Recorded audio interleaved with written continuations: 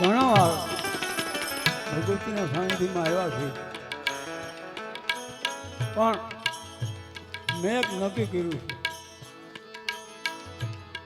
માં દયા કરે તો જ્યાં સુધી આ ભગવાન ખોડિયામાં પ્રાણ રાખશે ત્યાં સુધી માના પાઠોત્સવમાં હાજરી આપીશ.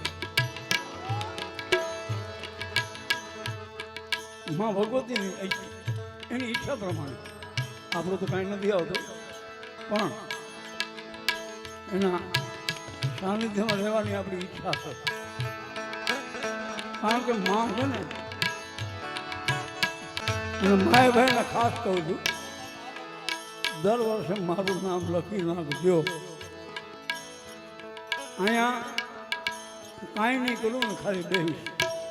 ગાવાનો મોહ નથી મને, અહીંયા સાનિધ્ય મળે ને એટલા માટે.